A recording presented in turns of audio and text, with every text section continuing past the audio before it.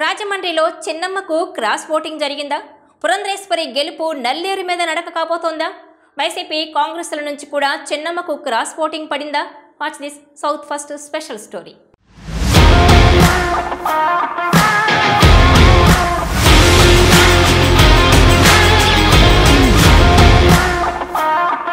BJP రాష్ట్ర అధ్యక్షురాలు దగ్గుపాటి పురంధేశ్వరి లోక్సభకు పోటీ చేస్తున్నారు. ఆమె ఈసారి రాజమండ్రి నుంచి బరిలో ఉన్నారు. టీడీపీ, బీజేపీ, జనసేన కూటమి తరపున ఆమె నిలబడ్డారు. రాజమండ్రి చూస్తే గడిచిన 4 ఎన్నికల్లో 2 సార్లు కాంగ్రెస్, ఒకసారి టీడీపీ, ఒకసారి వైసీపీని గెలిపించింది.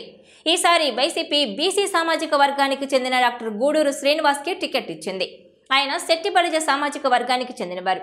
బీసీలు, శెట్టిబలిజలు ఇక్కడ ఎక్కువ. ఇది సామాజిక సమీకరణ దృష్ట్యా కరెక్ట్. కానీ రాజకీయంగా చూస్తే టీడీపీ కూటమికి బలమున్న సీట్ ఇది. కాపులు ప్లస్ కమ్మలు కలవడమే కాదు, బీసీ ఓటు బ్యాంకును కూడా కూటమి తిప్పుకుందని అంటున్నారు.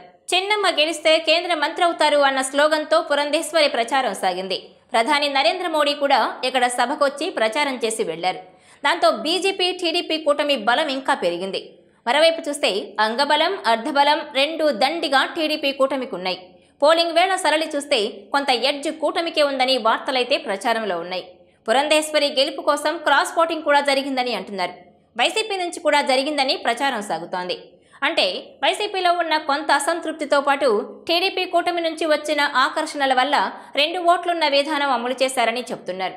దాంతో ఎంపీకి 1 ఓటు, ఎమ్మెల్యేలు మరో ఓటు అన్నది బలంగా సాగినట్లుగా ప్రచారం చేస్తున్నారు. ఈ పరిణామాలను చూస్తే పురంధేశ్వరికి ఎటు టీడీపీ కూటమి నుంచి దక్కాల్సిన ఓట్లు దక్కుతాయని, దానికి అదనంగా క్రాస్ ఓటింగ్ ప్రత్యర్థి పార్టీ నుంచి జరిగిందని అంటున్నారు.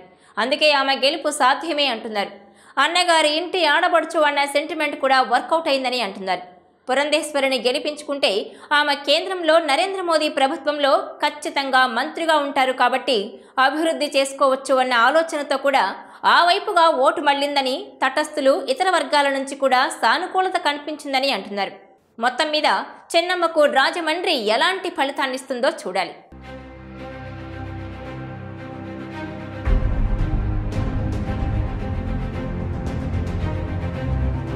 Please share, like and subscribe South First Telugu channel.